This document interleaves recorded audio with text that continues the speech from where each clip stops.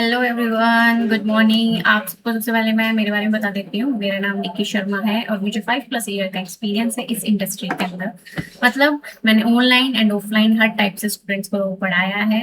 And मेरी जो specialist है वो मेरी डेटा एनालिसिस के अंदर है। मतलब मुझे एक्सेल, पावर बीआई एंड और भी डेटा के सॉफ्टवेयर लाइक एसक्यूएल, ये सभी सॉफ्टवेयर मैं कराती भी हूँ। एंड उसके अलावा मुझे टैली सॉफ्टवेयर, मतलब अकाउंटिंग फील्ड के अंदर भी मेरा वर्क करती हूँ, तो अकाउंटिंग में मुझे टैली सॉफ्टवेयर भी आता है। अगर मैं बात करूँ एक्सेल, गूगल शीट, उसके अलावा हम बात करें पावर बीआई की, उसके अलावा अगर हम बात करें यहाँ पर, अगर आपको कोई भी चीजें सीखनी है, मतलब कि चाहे वो एक्सेल हो, चाहे वो एमएस ऑफिस कंप्लीट हो, चाहे वो बेसिक कंप्यूटर कोर्स हो, चाहे वो टैली का कोर्स हो, चाहे वो डेटा एनालिस्ट के सारे कोर्सेज हो, चाहे वो एसक्यूएल हो, चाहे वो पावर बीआई हो, ये सभी कोर्सेज अगर आपको सीखने हैं तो आप सही जगह हैं, विच इज अकाउंट्स एडवाइजर। आज की हमारी क्लास 1 है जिसमें हम समझेंगे कि एक्सेल होता क्या है, एक्सेल को लेकर कौन आया एंड सब कुछ। ये क्लास आपको रिकॉर्डिंग कहाँ मिलने वाली है वो सब चीजें मैं आपको बता देती हूँ। सबसे पहले आपको हमारी वेबसाइट पे जाना है, विच इज अकाउंट्स एडवाइजर। अगर आपने कोर्स बाय किया हुआ है तो आप डायरेक्टली उस कोर्स पे क्लिक कर देंगे, जैसे कि आपको डेटा एनालिसिस के कोर्स में जाना है और माइक्रोसॉफ्ट एक्सेल एक्सेल वाले कोर्स में चले जाना है। यहाँ जाते ही आपको कंटेंट मिलेगा, कंटेंट में आपको सारी वीडियोस मिल जाएंगी अगर आपने बाय किया हुआ है। अगर आप फर्स्ट टाइम आते हैं तो यहाँ पे डेमो वीडियो मिलते हैं, आप देख सकते हैं। अदरवाइज आपको बाय करना होगा, वहां से आप रीच आउट कर सकते हैं। तो ये हमारा लाइव बैच आ चुका है एंड ये एक्सेल का लाइव बैच है, तो इसके अंदर आप जाकर के सारी चीजें देख सकते हैं। ठीक है, अब हम हमारी स्टार्ट करते हैं क्लास 1।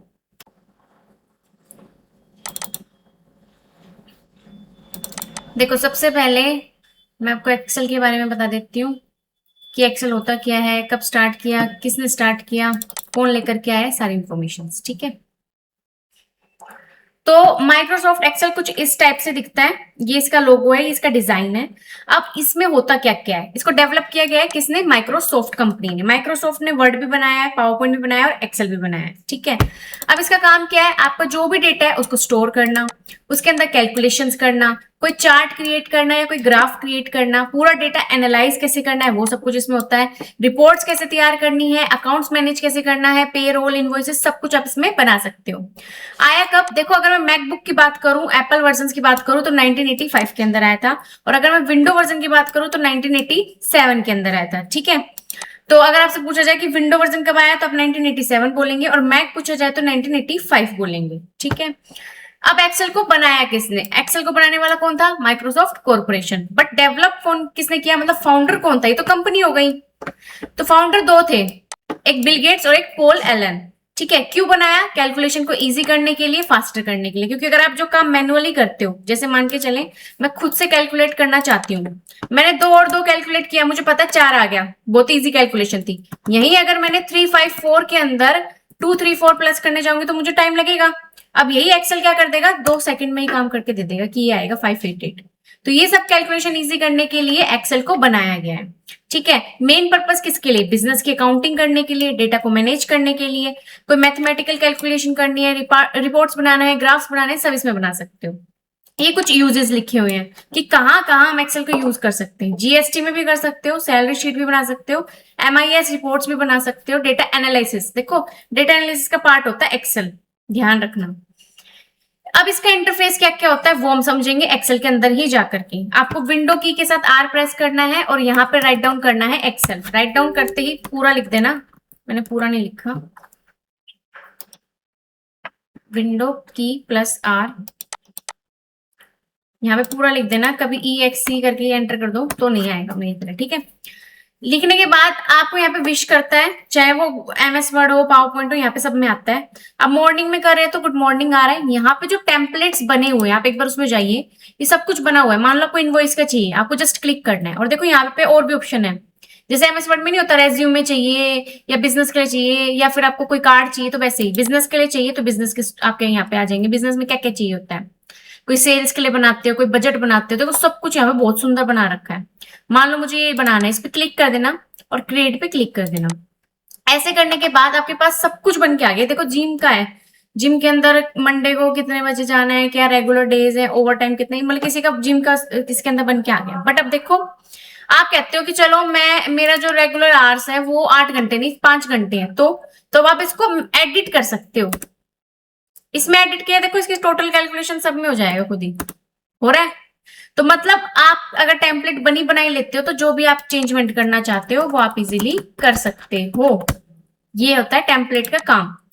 ठीक है, अगर आप पहली बार एक्सेल ओपन करते हो तो वेलकम टू एक्सेल पे चले जाइए। यहाँ पे पूरा टूर देता है आपको। क्रिएट पे जाइए, देखो सबसे पहले यहाँ लिख रखा है, ये जो आपको दिख रही है ना, इनको बोलते हैं शीट्स। ये अलग अलग शीट्स होती है।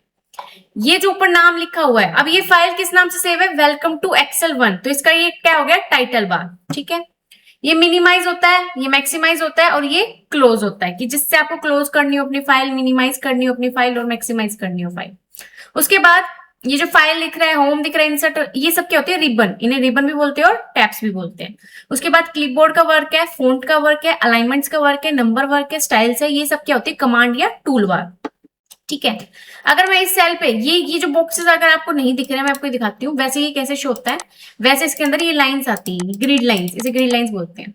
तो ये जो चारों तरफ का आपको एरिया दिख रहा है ना, ये जो सेल है इसको सेल बोलते हैं, जो ये चारों तरफ को कवर करती है।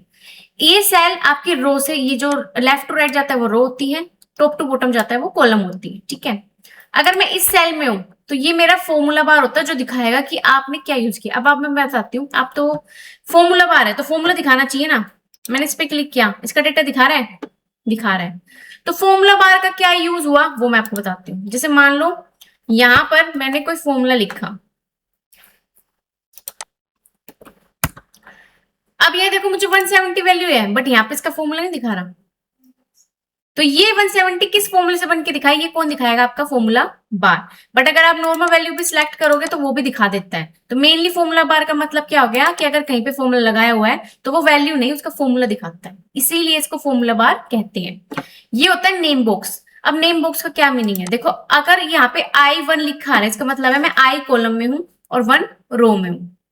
तो ये आपको क्लियर होना चाहिए। अगर मैंने यहाँ फॉर्मूला लगाया तो यहाँ D4 से D7 का मतलब क्या हो गया कि मैं D कॉलम में 4 रो से लेकर के D7 तक की रो को सिलेक्ट किया हुआ है।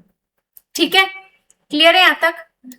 उसके बाद ये सभी शीट्स होती हैं। अगर मैं इस पूरे की बात करूं तो ये वर्कबुक होता है। आप एक वर्कबुक के अंदर 255 से ज्यादा की शीट्स ले सकते हैं। आपको कैसे लेना है, इस प्लस के साइन पे क्लिक करना है, आप अलग अलग शीट ले सकते हैं। शॉर्टकट की होती है शिफ्ट के साथ F11। अगर आप शिफ्ट के साथ F11 में प्रेस करोगे तो एक नई शीट आ जाती है। ठीक है, ये हमारे पास क्या है, ये यहाँ लेफ्ट टू राइट थोड़ा सा आपको डायरेक्शन लेना हो तो उसके मूव करेंगे, और अगर अप टू डाउन करना है तो इस वाले से स्क्रॉल बार से डाउन करेंगे, मतलब वर्टिकल स्क्रॉल बार और हॉरिजॉन्टल स्क्रॉल बार। ठीक है, अब एक चीज का ध्यान रखना, अगर आप शीट 1 में चेंज कर रहे हो तो वो शीट 2, शीट 3, शीट 4 में कुछ भी नहीं होगा। अगर शीट 1 में भी अगर आपने लॉक लगाया तो शीट 2, शीट 3, शीट 4 में नहीं होगा। क्यों, क्योंकि वर्कबुक कहलाता है जिसके अंदर सारी शीट्स आ रही है। अगर आप शीट 1 में हो तो ये ए से लेकर के जो भी आपकी शीट कहाँ खत्म होती है, सिर्फ वो आपकी वो शीट कहलाती है। ये जो ऊपर का एरिया ना, ये इंक्लूड करोगे तो ये पूरी वर्कबुक कहलाएगी। तो ये difference between workbook and Excel क्या है कि अगर आप इसके अंदर काम करते हो अपनी कॉलम और रो से लेकर के तो वो आपकी एक शीट है। ठीक है, अगर मैं यहाँ पे सारी शीट को इंक्लूड करती हूँ और मैं ये सब कुछ भी देखती हूँ रिबन वगैरह, तो वो मेरी पूरी की पूरी वर्कबुक होती है। ठीक है, अब कितनी नंबर ऑफ रोज होती है इसमें और कितनी नंबर ऑफ कॉलम्स होती हैं, तो आपको यहाँ पे देखो सबसे नीचे वाली रो पे जाना है मान लो, तो कंट्रोल के साथ डाउन की प्रेस करना, तो 10,48,576 तो रो होती है इसमें। ठीक है, क्वेश्चन आ सकता है कि नंबर ऑफ रोज कितनी होती है, तो कितनी है, 10,48,576। नंबर ऑफ कॉलम्स देखनी है तो कॉलम इसमें नहीं लिखी आती है, पर कंट्रोल के साथ राइट क्लिक करोगे तो XFD ये लिखा आता है। XFD का मतलब है आपके पास कॉलम होती है 16,384, 16,384, और लिखा आएगा XFD, ये ध्यान रखना। फिर भी आपको नहीं पता है तो आप ये जो ये दिख रहा है नेम बॉक्स, इस पे ये जो ये एरिया है ना, ये वाला, इसका मतलब होता है पूरी जितनी भी इसमें सेल है सबको सिलेक्ट करना। ठीक है, इस पे क्लिक कर देना और क्लिक करके रखना, पॉइंट रखना, मतलब क्लिक करके रखना, छोड़ना मत। क्लिक करके रखोगे तो ऊपर दिखा रखा है 10,48,576 R मतलब रो, 16,384 C मतलब कॉलम। क्लियर है, और अगर छोड़ दोगे तो फिर ये हो जाएगा। और कई बार क्या होता है, ये जो आपका साइज है ना ये छोटा होता है, मतलब इतना होता है तो पूरा नहीं दिख पाता कई बार, तो इसको आप इस साइज को इंक्रीज भी कर सकते हो इस पर। ठीक है, इस पे क्लिक करोगे तो यहाँ दिख जाएगा। और ये पूरा हमारा इस तरीके से ऑप्शंस थे, इनका यूज यहाँ पे है, इनका यूज यहाँ पे, ये तो पूरा एक ओवरव्यू था। इतना क्लियर है सबको। अब हम जाएंगे सबसे पहले फाइल टैब में। फाइल टैब में जाने के बाद आपको मिलता है होम। होम के अंदर क्या क्या आती है, टेम्पलेट्स, मैंने अभी बताया। अगर कोई फाइल बनाई हुई है तो वो रिसेंट फाइल में दिखती है। जो भी फाइल आपने बनाई हुई है, कोई चेंजमेंट करना है, कोई फाइल ओपन करनी है, आप यहाँ से कर सकते हैं। मान के चले बहुत सारी फाइल है और मैं चाहती हूँ कि मेरे को सिर्फ वो फाइल दिखे, क्योंकि बार बार देखो नीचे ऊपर जाना पड़ जाए, तो ये फेवरेट होता है। फेवरेट मतलब स्टार दे दो, तो अब आपको सीधा फेवरेट पे जाना है, वो फाइल आपको यहाँ पे मिल जाएगी। मिल गई। ऐसे ही कोई फाइल आपके साथ शेयर की हुई है तो शेयर विद मी पे क्लिक करोगे तो वो फाइल आपको यहाँ शो हो जाती है। अब आता है न्यू। न्यू मतलब कोई नया ब्लैंक वर्कबुक। देखो वर्कबुक लिखा हुआ है, वर्कबुक का मतलब शीट भी इंक्लूडेड है, ध्यान रखना। वर्कशीट और वर्कबुक में डिफरेंस होता है। न्यू कोई नया आपको यहाँ पे डॉक्यूमेंट ओपन करना। ओपन कोई बनी हुई फाइल को ओपन करना हो। इन्फो, इन्फो के अंदर क्या क्या चीजें आती हैं। अब मेरे को ना मान के चलो पायल आपने फाइल शेयर करी, बट ये फाइल जो आपने मुझे शेयर करी वो फाइल किसकी थी, मुस्कान की थी, ठीक है। तो अब मुझे कैसे पता चलेगा कि आपने मेरे साथ फ्रॉड किया है कि नहीं किया। मतलब आपने बोल दिया फाइल तो मैंने बनाई है, और उसमें आपने क्या करा, अपने नाम से सेव कर दिया इस फाइल को। यहां लिख दिया आपने पायल, थी फाइल मुस्कान की, ठीक है। अब मुझे कैसे पता चलेगा कि ये फाइल मुस्कान की थी। मैं इन्फो में जाऊंगी और यहां से मुझे ऑथर का नाम पता चल जाएगा कि इसका ऑथर कौन था। मतलब जिस भी डॉक्यूमेंट में आप काम करते हो ना, उसका ऑथर यहाँ पे पता चल जाता है कि वो ऑथर कौन है जिसने ये फाइल बनाई है।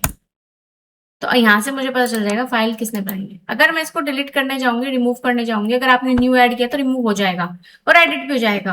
बट अगर आपको पता ही नहीं है कि ऐसा कुछ भी होता है, तब तो फिर आप फंस गए, ठीक है। तो इन्फो के अंदर आप ऑथर भी चेक कर सकते हो, कब बनाई गई है फाइल, टाइम देख सकते हो, सब कुछ आप यहाँ पे देख सकते हैं। उसके बाद अगर आपको कोई भी वर्जन, मान के चलो मैंने फाइल गलती से क्लोज कर दी और मैं उसको सेव करना भूल गई, ठीक है। तो जो भी फाइल आपने गलती से क्लोज कर दी हो या फिर कोई लाइट की वजह से क्लोज हो गई हो, ऐसा कुछ भी होता है, तो आप क्या करेंगे, यहाँ पे फाइल में जाएंगे और यही इन्फो में जाएंगे और यहाँ आपको ऑप्शन मिल जाएगा मैनेज वर्कबुक का। मिल गया। इस पे क्लिक करके आपको मिलेगा रिकवर अनसेव्ड वर्कबुक्स। मिल गया। जैसे आप इस पे क्लिक करेंगे तो जो भी फाइल आपने सेव नहीं की है वो आपको वहां पे शो करवा देगा कि आपको ये दो फाइल आपकी जो सेव नहीं है, ये आ गया बुक 1 वर्जन 1, आज की फाइल है कि कब की फाइल है दिखा रखा है। ऊपर देखो ये आज की फाइल आ गई है 7 तारीख की, ये फाइल आपने सेव नहीं की है। इस तरीके से हमारे पास सारी फाइल दिख रही है। अगर आप वो फाइल भी डिलीट भी करना चाहते हो तो इन्फो में जाकर के मैनेज वर्कबुक में आपको दूसरा ऑप्शन मिल जाएगा डिलीट ऑल अनसेव वर्कबुक, वो भी डिलीट कर सकते हो, ठीक है।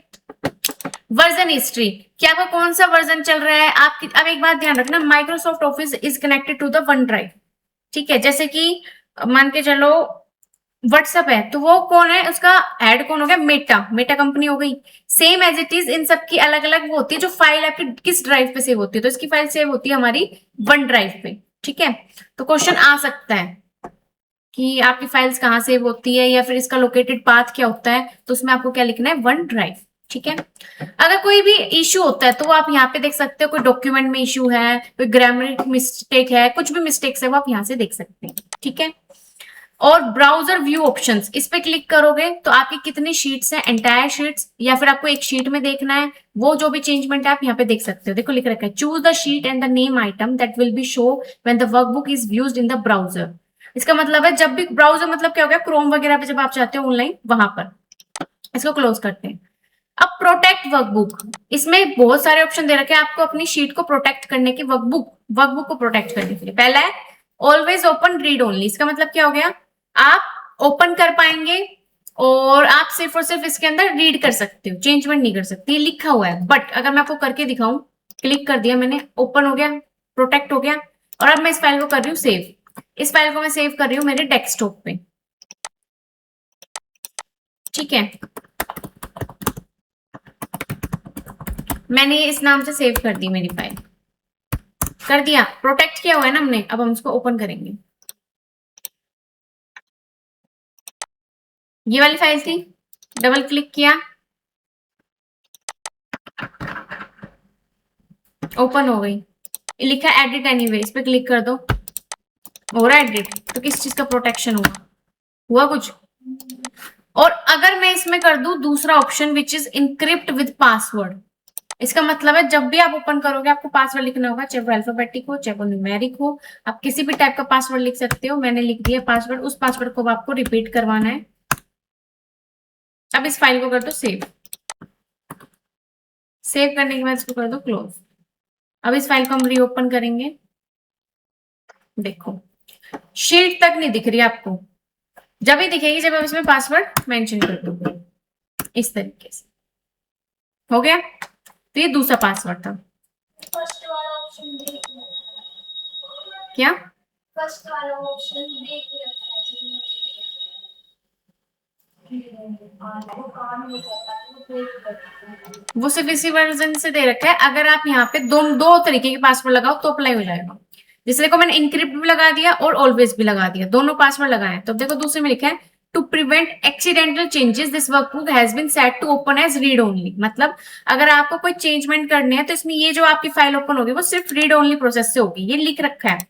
अब देने को इन्होंने दे तो रखा है, पर अगर कोई एडिट, इसका मतलब है जैसे मैंने कोई फाइल शेयर कर दी और मैंने बोला कि इसमें लॉक लगा रखा है आप रीड कर सकते हो, तो ऊपर आपको दिखेगा कि इसमें रीड ओनली पासवर्ड लगा रखा है, इसमें एडिट करना चाहो तो कर सकते हो। बट अगर आपने क्लिक किया तो मुझे भी पता चल जाएगा आपने एडिट किया है और आपको पता चल जाएगा आपने एडिट किया है। तो इससे क्या मेन पर्पस होता है कि अगर आपने किसी को फाइल शेयर की है और आपने उसको मना किया है भाई इसमें एडिट मत करना, तो यहाँ से आपको पता चल सकता है कि उसने एडिट किया है, चाहे वो चेंज कर दे चाहे वो डिलीट कर दे जो भी एडिट किया है, बट वो एडिट एनीवे का तो ऑप्शन हट गया ना। इनक्रिप्ट विद पासवर्ड हटाना है तो इस पर फिर से क्लिक कर देना, जो भी पासवर्ड आपने लगाया उसको हटा करके येस कर देना, मतलब ओके कर देना। पासवर्ड हट चुका है, ठीक है। पासवर्ड हटाने के बाद इसको कंट्रोल एस से सेव कर देना। कर दिया जहां पे भी से। अब देखो जब आप पासवर्ड आ रहे हो तो इसकी एक और नई लोकेशन आती है कि आपको कहाँ सेव करना है। ऐसा भी आप मतलब इसकी कॉपी बन के आ रही है कोड। मान लो मैंने इसको वहीं सेव कर रही हूँ मैं डेस्कटॉप पे। ये देखो ये आ गया ना ब्राउज वाला ऑप्शन, जो मैंने आपको बोलता कि आपको अपनी फाइल कहाँ देखनी है, ब्राउज वाला वो ऑप्शन भी इसमें है। डेस्कटॉप पे मैंने ये कर दिया है। अब मैं इसको कर रही हूँ क्लोज। दो फाइल है, पहली मॉर्निंग वाली पे मैंने क्लिक किया, पासवर्ड मांग रहा है, और अब मैंने कॉपी ऑफ मॉर्निंग बैच वाली फाइल पे क्लिक किया, पासवर्ड हट चुका है। समझ आया, उसकी कॉपी कर देता है पर पहली वाली में पासवर्ड लगा हुआ है। अगर आप चाहो तो वो फाइल डिलीट भी कर सकते हो, आपकी चॉइस है।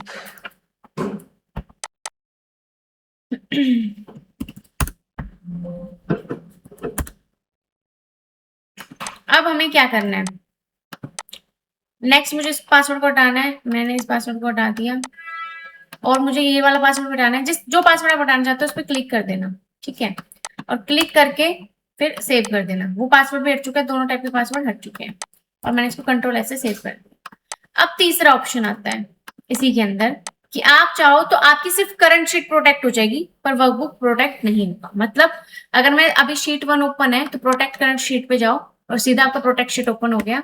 मैंने पासवर्ड रख दिया। इसमें कुछ ऑप्शंस भी हैं, जैसे कि देखो इसमें लिखा है सिलेक्ट अनलॉक और लॉक, मतलब चाहे वो अनलॉक सेल हो चाहे वो लॉक सेल हो सब में पासवर्ड लगना चाहिए। मैंने पासवर्ड लिख दिया, फिर से एंटर किया। अब देखो आ गया कि आप इसके अंदर कोई चार्ट या सेल में कोई भी चेंजमेंट नहीं कर सकते क्योंकि शीट हमारी क्या है, प्रोटेक्ट। अगर करना चाहते हो तो अनप्रोटेक्ट करना होगा, तो नहीं कर पाएंगे। पर अगर मैं यहाँ पे इस शीट को डिलीट कर दूं तो डिलीट हो जाएगी। फिर क्या फायदा हुआ आपकी प्रोटेक्ट शीट का, हुआ कोई बेनिफिट? नहीं हुआ। क्यों नहीं हुआ बता सकते हो? क्योंकि ये वर्कबुक के अंदर इंक्लूड होती है। मैंने अभी बताया था आपको कि आपका A1 से लेकर के जितनी भी सेल है वो सारी शीट होगी आपकी, पर ये शीट आ किस में रही है, वर्कबुक में आ रही है। हमने वर्कबुक को थोड़ी प्रोटेक्ट किया है, हमने तो शीट को प्रोटेक्ट किया है।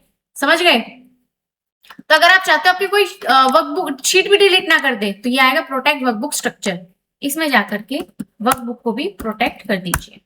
अब देखो इस पर राइट क्लिक किया, हाइड हो गए ना, तो आप डिलीट कर सकते हो ना ही आप नई शीट ले सकते हो। ये ऑप्शन हमारे यहाँ पे फॉर्मेट में जाकर के प्रोटेक्ट शीट का भी आता है। और वर्कबुक की बात करूं तो आपको रिव्यू में जाना है तो यहाँ प्रोटेक्ट वर्कबुक और शीट दोनों आते हैं। तो आप यहाँ से भी अप्लाई कर सकते हो और वहां से भी अप्लाई कर सकते हो, यहाँ से भी रिमूव कर सकते हो वहां से भी रिमूव कर सकते हो। ठीक है, प्रोटेक्ट शीट है वर्कबुक नहीं है, तो आप जितनी चाहो उतनी शीट ले भी सकते हो और डिलीट भी कर सकते हो। बस हाँ, बस उस शीट में डेटा नहीं लिख सकते। तो मेरे ख्याल से मैं तो ऐसा कुछ काम नहीं करती कि शीट को प्रोटेक्ट कर दिया, वर्कबुक प्रोटेक्ट नहीं है, कोई चाहे तो डिलीट ही कर देगा शीट, फिर क्या की प्रोटेक्ट हुई। समझ गए? तो मैंने इसको कर दिया अनप्रोटेक्ट। तो इस तरीके से हमारे पास फिर ऑप्शन है रेस्ट्रिक्ट एक्सेस, मतलब किसी को एक्सेस प्रोवाइड करना। कि भाई यही फॉर्मेटिंग कर सकता है, किसी इंप्लॉय को प्रोवाइड करना है, इसमें जाओगे उसकी आईडी वगैरह मेंशन करनी पड़ती है, किसको प्रोटेक्शन आप दे रहे हो, किसको नहीं दे रहे हो, इस तरीके से। और कोई डिजिटल सिग्नेचर ऐड करना हो, कोई फाइल आपकी कंप्लीट बन गई है तो उसको फाइनल डॉक्यूमेंट बनाना। तो ये सारे ऑप्शंस हैं। किसी फाइल की कॉपी करनी है, सेव कर दो। और सेव एज का मतलब क्या होता है, उसी फाइल को दूसरी लोकेशन और दूसरे नाम से सेव करना। प्रिंट, उस फाइल का प्रिंट लेना, यहाँ प्रिंट आ गया। प्रिंट आने के बाद आप क्या क्या चीजें कर सकते हो, पेज को पोर्ट्रेट रखना है, कितने पेज का चाहिए, कितना उसका हाइट और विड्थ होना चाहिए, कितने प्रिंट आपको पहले शीट का लेना है, मतलब जो भी आपकी प्रिंट एक्टिव जिसमें आप वो लेना है, पूरी वर्कबुक का लेना है, या एरिया आपने जो सिलेक्ट किया उसका लेना है, ये सभी ऑप्शन आते हैं। आप अपना शीट का डेटा एक पेज पे फिट करना चाहते हो, या फिर आप चाहते हो आपका कॉलम का डेटा एक पेज पे आ जाए या रो का डेटा आ जाए, सबके ऑप्शंस है हमारे पास, ठीक है। फिर ये जो save as Adobe PDF, Adobe हमेशा पेड वर्जन होता है, इसका मतलब होता है पीडीएफ तो देगा पर आपको अडोबे करके एक ऐप होती है वहां पे ले जाएगा, और अगर आपने उसको पे कर रखा है या बाय कर रखा है तो वहां से आप पीडीएफ एडिट वगैरह कर सकते हो। देखो हमने अडोबे तो ओपन हो गया, और सबसे पहले जो हमसे मांगेगा ये क्या मांगेगा, पैसा मांगेगा, देखो आ गया ना। तो अगर आपको पीडीएफ चाहिए तो आप एक्सपोर्ट पे चले जाना, और एक्सपोर्ट पे क्लिक करने के बाद क्रिएटिव पीडीएफ पे चले जाना। तो इससे क्या होगा, पीडीएफ भी बन जाएगा और फ्री में बन जाएगा, हमें किसी चीज की जरूरत नहीं है। शेयर, अपनी फाइल किसी को शेयर करना हो, मेल पे शेयर करना है, पीडीएफ के तौर पे शेयर करना है, या यहीं पर ही किसी पर्सन को शेयर करना है, तो मैंने आपको ये जो है ना ये मेल आईडी है, तो इस मेल आईडी का मतलब होता है कि आपने माइक्रोसॉफ्ट को किस अकाउंट से ओपन किया हुआ है, ठीक है। तो मैंने अभी ओपन कर लिया जो भी अकाउंट है। एक्सपोर्ट पता चल गया, फाइल को एक्सपोर्ट करना, और क्लोज मतलब एक्सेल को क्लोज करना। आप कोई फाइल कहाँ पे भी शेयर करनी है, फाइल को सेव कर लो लोकेशन पे। लोकेशन पे शेयर करने के बाद फिर आप क्रोम पे जाके या व्हाट्सएप पे जाकर के उस फाइल को शेयर कर सकते हो डॉक्यूमेंट के तौर पर, ठीक है। डायरेक्टली यहाँ से व्हाट्सएप पे नहीं जाएंगे, सेव करना होगा लोकेशन पे फिर कर सकते हो। व्हाट्सएप से फाइल भेज दो और उसको सेव कर लो लोकेशन पे, जैसे मान लो मैंने व्हाट्सएप ओपन कर दिया, ठीक है।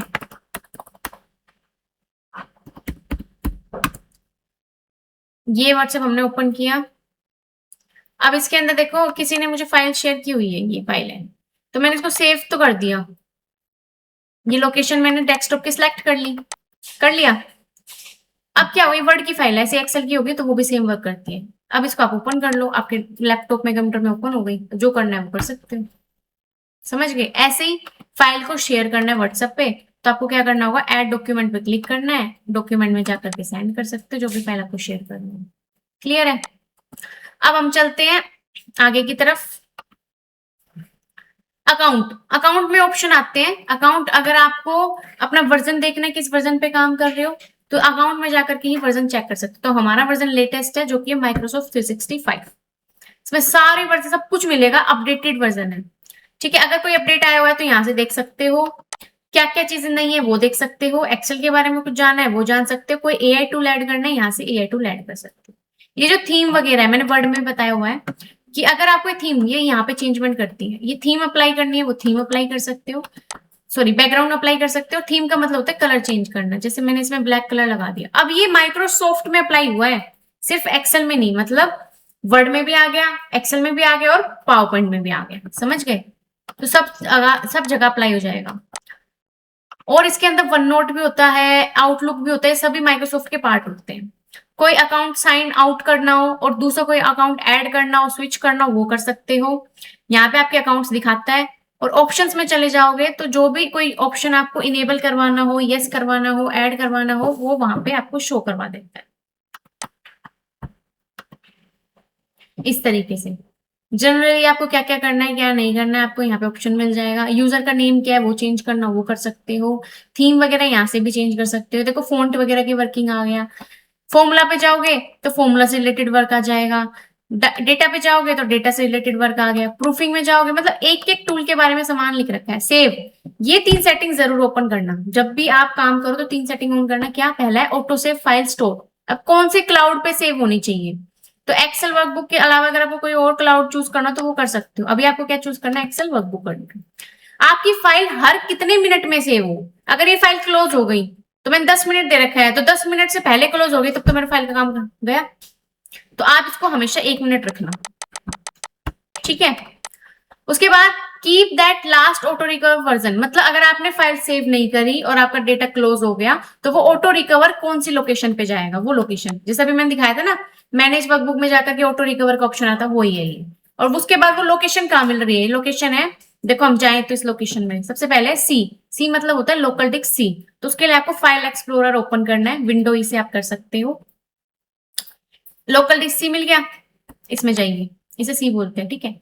इसके बाद क्या है लोकेशन दूसरी, यूजर्स, तो यूजर में जाइए, यूजर नाम का कोई फोल्डर दिखा, इस पे जाइए। फिर क्या बोल रहे हैं, डेल और उसके बाद ऐप डेटा, डेल करके मिल गया, फिर ऐप डेटा, ऐसा कुछ मिला है, नहीं मिला, फिर से जाइए, डेल के बाद ऐप डेटा तो नहीं मिला। रोमिंग है, माइक्रोसॉफ्ट है, एक्सेल है,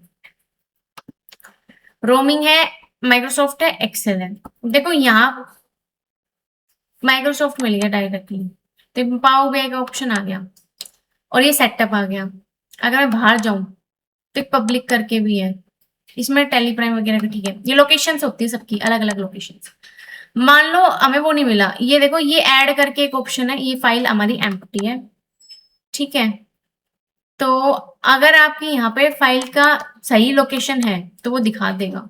ये लोकेशन हमारी, देखो अगर मैं इस पे क्लिक करूँ तो ये लोकेशन कौन सी, मैं यहाँ से देख भी सकती हूँ। अगर आपको वो लोकेशन नहीं मिलती है तो आप इस लोकेशन को सिलेक्ट कर लो, कंट्रोल से इसे कॉपी कर लो, जहां पे आप फाइल एक्सप्लोरर पे जाते हो सर्च में जाकर के वो लोकेशन पेस्ट कर दो और एंटर कर दो, सीधा फाइल आपको यहाँ पे शेयर कर देगा, वो लोकेशन आपकी ओपन कर देगी, ठीक है।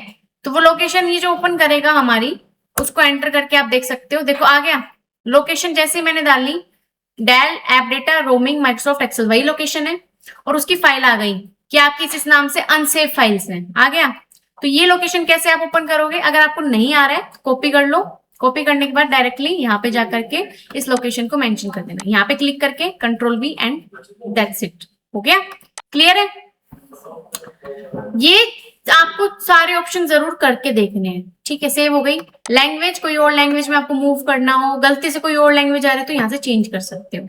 एक्सेसिबिलिटी वही कोई भी इसमें गलती है तो वो देखना। एडवांस, अब ये एक ऑप्शन है, after pressing enter move down, direction होनी चाहिए डाउन, मतलब अगर मैं यहाँ पे एंटर प्रेस करूँ तो नीचे जा रहा है, जा रहा है, तो मैं यही आपको एक ट्रिक बताती हूँ। मैं चाहती हूँ एंटर करूँ ऊपर जाए, तो ये एडवांस सेटिंग्स होती है, तो मैं कहाँ गई एडवांस में, और डाउन की जगह मैंने चूज कर लिया अप और ओके कर दिया। अब मैं जब भी एंटर प्रेस करूंगी देखो ऊपर जा रहा है, जा रहा है, देखो अभी मैं नीचे चली गई डायरेक्शन की से, एंटर करके नहीं गई, अब ऊपर करते एंटर करती हूँ तो ऊपर जा रहा है। अगर ऐसा कुछ भी हो रहा है कि एंटर कर रहे हो राइट साइड जा रहा है, एंटर कर रहे हो लेफ्ट साइड जा रहा है, तो वो क्या है आपकी यहाँ पे सेटिंग है, ठीक है। बाय डिफॉल्ट हमेशा कहाँ पे जाता है, नीचे जाता है, ये तो ऑब्वियस ही बात है, एंटर करोगे तो नीचे ही जाता है। तो एडवांस के अंदर वो कोई डायरेक्शन आपकी चेंज रहती है। कितना स्पेस आना चाहिए डेसिमल्स के अंदर, मतलब कोई वैल्यू लिखते हो तो 10 से ज्यादा लिखी तो वो +1 +2 आता है, देखो मैं आपको दिखाती हूँ, ये सेटिंग भी हो सकती है। जैसे मैंने यहाँ नंबर लिखा 1 2 3 4 5 6 7 8 9 10, लिख दिया 10 नंबर पूरे आ गए, पूरे आ गए 1 2 3 4 5 6 7 8 9 10 11 आ गया, 1 2 3 4 5 6 7 8 9 10 11 12, ठीक है। अभी देखो 12 लिख दी मैंने, 12 से ज्यादा लिख दी, 1 2 3 4 5 6 7 8 9 10 11 12 13 नंबर दिखती है। अब देखो पॉइंट के बाद कितनी डिजिट्स आ रही हैं, फॉर्मूला बार में दिख रही है 5 1, क्या इसमें 5 1 दिख रहा है, तो ये क्या था हमारी वहां पे सेटिंग कि आपको पॉइंट के बाद कितनी डेसिमल्स के बाद कितनी वैल्यू दिखनी चाहिए, कितनी नहीं दिखनी चाहिए, ऑटोमेटिकली इंसर्टेड डेसिमल पॉइंट। इसका मतलब होता है कि आपकी कितनी डेसिमल के बाद कितनी वैल्यूज आनी चाहिए और किस वैल्यू के बाद आपका डेसिमल आना चाहिए। तो अगर आपने इसको कर दिया 0 और फिर आपने ओके कर दिया, ठीक है, अब क्या होगा, क्या इसमें अब पॉइंट आ रहा है यहाँ पे, यहाँ पे देख लो, इसमें 9 8 के बाद 9 7, ये लिखा क्या है 8 9 7, देखो 8 9 7, इसमें लिखा है सीधा 8 9 8, क्यों लिखा है पता है, जब भी हमारी पॉइंट के बाद 50 से ज्यादा की, ये पॉइंट के बाद जो लिखा है ना, अगर मैं आपको हमारी अमाउंट में बताऊं तो क्या होता है, पॉइंट के बाद जो भी वैल्यू होती है वो पैसे होती है, ठीक है। अगर यहाँ पे 255.5 लिखा है ना तो 255 रुपए हैं और 5 आपके ऐसे हैं। तो जब भी 50 से अगर आपकी ज्यादा होती है तो वो हमेशा 1 रुपए में कन्वर्ट हो जाता है। तो मतलब 255 की जगह वो 256 हो जाएगा।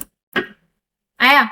और अगर वो 255.30 है या 3 है तो ये 255 रहेगा। समझ गए। तो इसमें देखो क्या किया, यहाँ 898 था, 898 था, 50 से ज्यादा 89, तो इसने 89 को हटा दिया, 0 रख दिया और उसको कन्वर्ट कर दिया 1 रुपए में, तो 898 हो गया। समझ गए, ये अकाउंटिंग में होता है। तो यहाँ पे मैंने आपको बता दिया। ऐसे बहुत सारे ऑप्शंस मिल जाएंगे। अगर रिबन में कुछ चीज ऐड नहीं है, कोई चीज ऐड नहीं है, तो आप इसमें अनचेक और चेक करके ऐड करवा सकते हो। कोई टूल बार ऐड नहीं है, ऐसे कोई टूल ऐड कर सकते हो। एआई टूल ऐड नहीं है, यहाँ से ऐड कर सकते हो। यहाँ तक कोई भी डाउट है तो बताओ। नहीं है तो ये क्वेश्चन भी आ सकता है कि रिबन कब आया, तो आप लिख सकते हो रिबन 2007 में आया। तो अब हम आगे क्या करते हैं, सबसे पहले आज हम बना करके देखेंगे कुछ डेटा। जैसे आज हम कुछ लेवल्स करेंगे। अगर आपने देखा हो तो हमें ना कुछ टाइप के लेवल क्रिएट करते हैं, जैसे कि beginner level, advance level, pro level, expert level, इस तरीके से ना सीरियल नंबर कैसे लिख सकते हो आज हम वो जानेंगे। ठीक है, तो सबसे पहले हमें लिखना है क्या, सीरियल नंबर। अब मैं इसके अंदर आपको फॉर्मेटिंग भी बताऊंगी और साथ साथ में कैसे करना है वो बताऊंगी। अभी सीरियल नंबर मेरी एडिंग यहाँ पे भी आएगी, मतलब 6-7 एडिंग है मेरे पास कि आप बिगिनर लेवल से करो, नूब लेवल से करो, ऐसे 6-7 है। तो मतलब मुझे जी या एच तक चाहिए कि मेरा सीरियल नंबर यहाँ तक आए। ठीक है, तो इस एरिया को मुझे करना होगा मर्ज। मर्ज का मतलब होता है जो भी आपके बीच में ब्लैंक सेल्स होती है, मतलब ये जो आपकी कॉलम है या आपका रो आ रहा है, उस एरिया को एक साथ जोड़ना। तो ये मर्ज ऑप्शन है, इस पे क्लिक करोगे। अगर आपने किया मर्ज अक्रॉस, मर्ज अक्रॉस में क्या डिफरेंस होता है, मर्ज अक्रॉस का मतलब होता है सिर्फ और सिर्फ रो को मर्ज करना। ऐसे 1 मर्ज, 2 मर्ज, 3 मर्ज, रो हो गई। और अगर आप करते हो मर्ज सेल तो मतलब रो भी मर्ज होगी और कॉलम भी मर्ज होगी। ये मैं कर रही हूं, देखो पूरा एक बन गया बॉक्स सा। तो इस तरीके से आप मर्ज और अनमर्ज कर सकते हो। मर्ज एंड सेंटर और मर्ज सेल में क्या डिफरेंस है, अगर मर्ज सेल करोगे तो जो भी आपका टेक्स्ट है वो जरूरी नहीं सेंटर में है, नहीं आया। बट अगर आपने मर्ज एंड सेंटर किया है तो आपका टेक्स्ट हमेशा सेंटर में आता है। समझ गए। दूसरा जब भी मर्ज लगाना हो तो पहले अनमर्ज करना पड़ेगा और फिर मर्ज कर सकते हो, जैसा भी आप अप्लाई करना। तो मैं इसको अभी तक जी लेवल तक लेके जा रही हूँ और यहाँ तक मर्ज करना है। अगर हमें शॉर्टकट की से काम करना है तो आप ओल्ड की प्रेस कर देना। ओल्ड की प्रेस करने से क्या होगा, आपके सारे ऑप्शन हाईलाइट हो जाते हैं ऊपर के। किसी भी टाइप की कोई भी शॉर्टकट की याद नहीं होती है या शॉर्टकट की में काम करना है, अब ओल्ड प्रेस किया, होम के लिए क्या प्रेस करेंगे, एच। और अब मर्ज करना है तो मर्ज पे क्या लिखा हुआ है, बस आपको ये पता होना चाहिए कौन सी चीज कहाँ पे है। मर्ज के लिए एम है तो एम पे प्रेस कर दिया। क्या करना है आपको, मर्ज एंड सेंटर करना है, मान के चलो तो सी प्रेस कर दिया, आ गया। कलर करना है, बैकग्राउंड कलर, तो ये बैकग्राउंड कलर होता है, ये टेक्स्ट कलर होता है। ठीक है, इस पे आपको क्लिक करना है तो क्लिक कर लो, नहीं तो ओल्ड एच और अब क्या प्रेस कर दूंगी फिर से एच। कलर चूज करने के लिए डायरेक्शन की का यूज करो, जो कलर आपको देना है वो आप यहाँ से कलर फाइंड आउट करके दे सकते हो। तो मैंने इसके अंदर जो कलर दिया वो मैंने ब्लैक कलर दे दिया। अब मुझे टेक्स्ट दिख नहीं रहा तो टेक्स्ट में कलर करेंगे old H F C, F C लिखा है ना, और मैंने इसमें व्हाइट कलर चूज कर लिया। अब इसका साइज बढ़ाना है तो ऐसे हम साइज ओल्ड टच करके भी बढ़ा सकते हैं, ऐसे भी बढ़ा सकते हैं। फॉन्ट चेंज करना है तो ये ओल्ड टच एफ एफ करके बढ़ा सकते हैं, जो भी आपको करना है वो कर सकते हैं। इतना क्लियर है। अब हम आगे का काम करते हैं। सबसे पहला लेवल हम करते हैं हमारा नूब या बिगिनर लेवल। बिगिनर का मतलब होता है जो हाल ही में उसने कदम रखा हो, शुरुआत ही है उसकी। ठीक है, जब भी कोई टेक्स्ट लिखा है यहाँ पे तो पूरा दिख रहा है, पर यहाँ पे देखो उसका बी नहीं दिख रहा, ईआर दिख रहा है, पर जैसे ही मैंने यहाँ पे लिख दिया नूब तो अब इसका ईआर भी नहीं दिख रहा पूरा। तो इसका मतलब इसकी विड्थ जो है वो कम है। तो विड्थ को सही करने के लिए ए और बी के बीच में जो ईआर है ना, लेफ्ट और राइट, ये होती है विड्थ एडजस्टमेंट। इस पे क्लिक करके ऐसे विड्थ बढ़ा सकते हो और कम भी कर सकते हो। ठीक है, ऐसे ही हाइट करनी है तो यहाँ रो में जाओगे, रो हमेशा हाइट बढ़ाएगा और कॉलम हमेशा विड्थ बढ़ाता है। तो इस तरीके से आप विड्थ बढ़ा सकते हैं। इतना क्लियर है। आप चाहो तो फॉर्मेट में जाकर भी रो हाइट और कॉलम विड्थ बढ़ा सकते हो या कम कर सकते हो।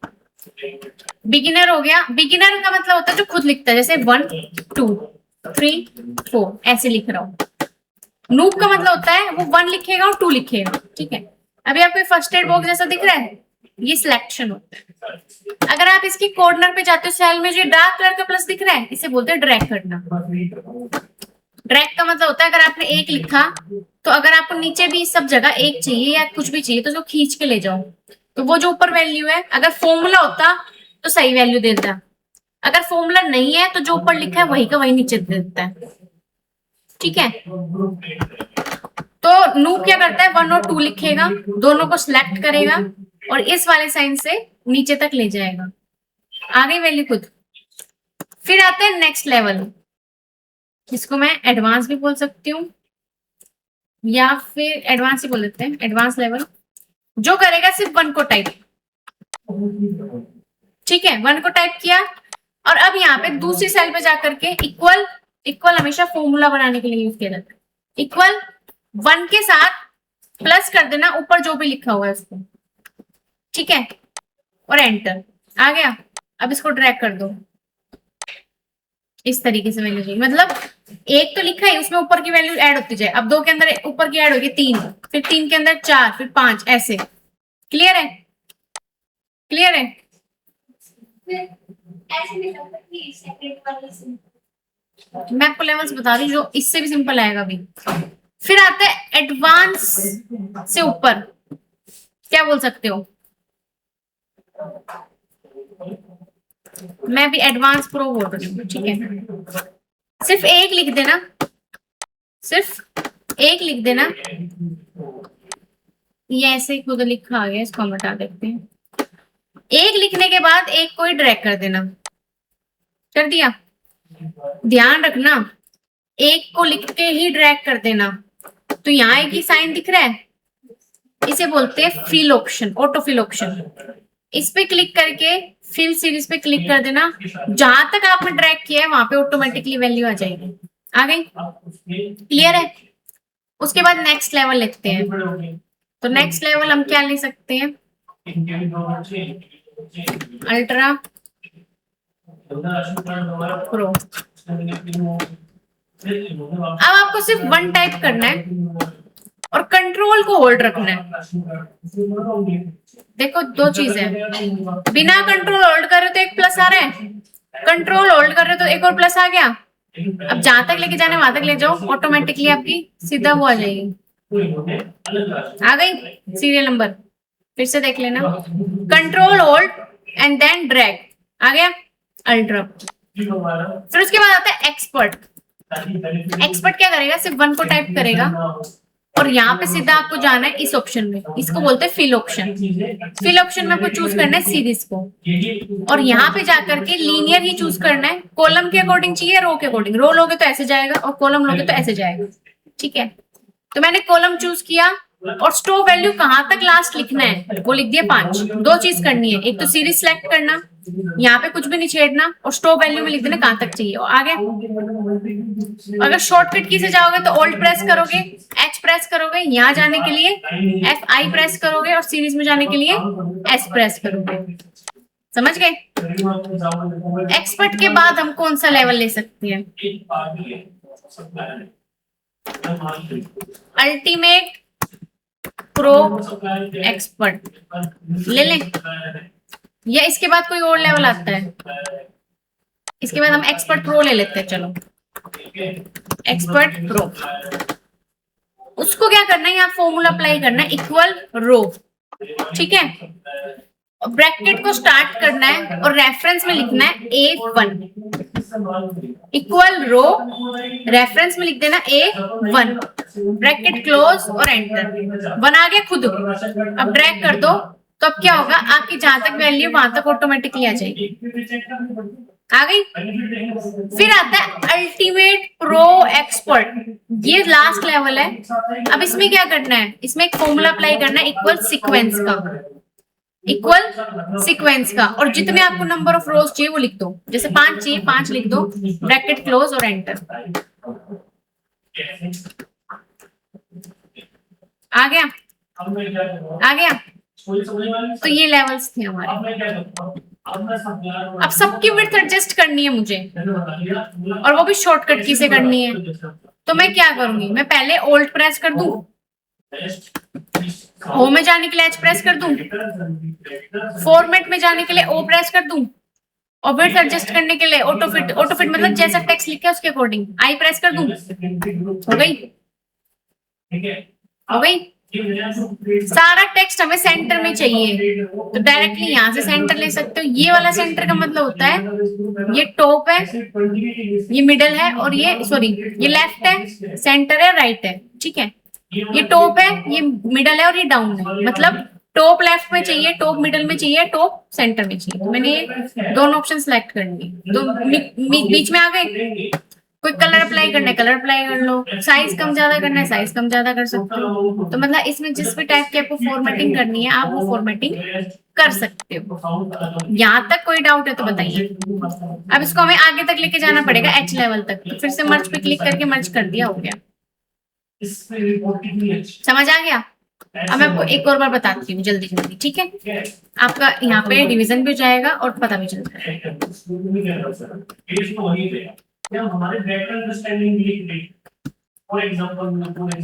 ठीक है, अब हम फिर से करते हैं। सबसे पहले आता है बिगिनर लेवल। बिगिनर लेवल में क्या होता है, वो मैनुअली लिखेगा 1 2 4 5 6 7 8 9, मैं 10 तक लिख रही हूँ, ठीक है। नूब क्या करता है, नूब करेगा सिर्फ और सिर्फ 1 और 2 को टाइप, 1 2 और इन दोनों को सिलेक्ट करके क्या कर देगा, ड्रैग, जहां तक आपको वैल्यू चाहिए वहां तक कर दिया। फिर उसके बाद आता है हमारे पास एडवांस। एडवांस क्या करता है, सिर्फ और सिर्फ 1 को टाइप करता है और यहाँ पे क्या करता है, इक्वल 1 उसमें प्लस कर देगा जो ऊपर वाली वैल्यू है उसको, और फिर जो भी आपका वैल्यू है उसको कर देगा ड्रैग, आपकी ऑटोमेटिकली वैल्यूज आ जाएंगी। आ गई। एडवांस प्रो क्या करेगा, सिर्फ 1 को टाइप करेगा और 1 को ही क्या कर देगा, ड्रैग कर देगा। जैसे ही ड्रैग करेगा 1 को, यहाँ पे एक ऑप्शन आ जाएगा जिसे बोलते हैं ऑटो फिल ऑप्शन। इस पे क्लिक करके फिल सीरीज पे क्लिक करेगा, आगे वैल्यूज। फिर आता है अल्ट्रा प्रो। अल्ट्रा प्रो क्या करता है, सिर्फ 1 को टाइप करता है और अब कंट्रोल के साथ ड्रैग करेगा। कंट्रोल के साथ प्लस ड्रैग करेगा, 2 प्लस क्या आ रहे हैं, जहां तक लेके जाओगे वहां तक आपकी वैल्यू ऑटोमेटिकली आ जाएगी। आ गई। एक्सपर्ट। एक्सपर्ट करेगा सिर्फ 1 को टाइप और शॉर्टकट की यूज करेगा Alt HFIS, नहीं तो डायरेक्टली फिल में जाएगा। अगर शॉर्टकट की यूज नहीं करते तो सीरीज में जाएगा, तो यही ओपन होता है। रो वाइज या कॉलम वाइज सिलेक्ट करके लास्ट वैल्यू कहां तक चाहिए वो लिख करके एंटर कर देगा। आ गई। एक्सपर्ट प्रो फॉर्मूला यूज करेगा, इक्वल रो ब्रैकेट स्टार्ट और A1 लिख देगा। A1 लिखने के बाद एंटर कर देगा और अब आप इसको ड्रैग कर दो तो ऑटोमेटिकली वैल्यूज आ जाएंगी। आ गई। और सबसे हाईएस्ट लेवल का जो होता है वो होता है अल्टीमेट प्रो एक्सपर्ट। वो फॉर्मूला यूज करेगा इक्वल सीक्वेंस का। इक्वल सीक्वेंस का यूज करने के बाद अब आपको यहाँ पे क्या करना है, अब आपको यहाँ पर जितनी वैल्यू चाहिए वो लिख दो और एंटर कर दो, तो टोटल आपकी वो वैल्यूज आ जाती है। तो ये हमारे लेवल्स थे अलग अलग टाइप के जिसको आप यूज कर सकते थे। क्लियर है। तो अब आपको ये सारे सीरियल नंबर अप्लाई करके देखने हैं। फॉर्मेटिंग में अलाइनमेंट का फॉन्ट का यूज करके देखना है, कुछ नया नहीं है। एक नया मिलेगा जैसे कि ये है, वो मैं आपको करा दूंगी जो भी नए हैं। अब अलाइनमेंट फॉन्ट का यूज करके देखना, विड्थ को एडजस्ट करके देखना, सीरियल नंबर अप्लाई करके देखना। फाइल के अंदर मैंने जो जो बताया है, जैसे ऑप्शन में जाकर के सेव की फॉर्मेटिंग करना, एडवांस में जाकर के आप एंटर वाला यूज कर सकते हो। कहाँ पे प्रोटेक्ट करना है वो यूज करके देखना, इन्फो में जाके प्रोटेक्ट शीट कैसे करना है, कहाँ पे क्या अप्लाई करना है, वो सब कुछ आपको यूज करके देखना है। ठीक है। यहाँ तक आपको कोई भी डाउट है तो आप मुझे बता सकते हैं। बताओ, बोलो तेज। कोई डाउट नहीं है? ठीक है, मैं आपको यहाँ पे शेयर कर रही हूँ, ये नोट्स भी शेयर कर दिया है मैंने आपको और फाइल भी शेयर कर दी है। ठीक है, मैंने सीरियल नंबर्स बताए हैं, जो जो बताया वो इस नोट्स में लिखा हुआ है। पूरी की पूरी क्लास 1 है जिसके अंदर सारी चीजें मेंशन की गई हुई है।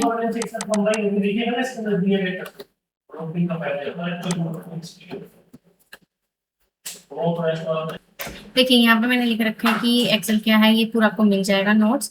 उसके अलावा अभी पूरा सीरियल नंबर मेंशन करके देख लीजिएगा। कोई भी डाउट होता है तो आप मुझे ग्रुप में बता सकते हैं।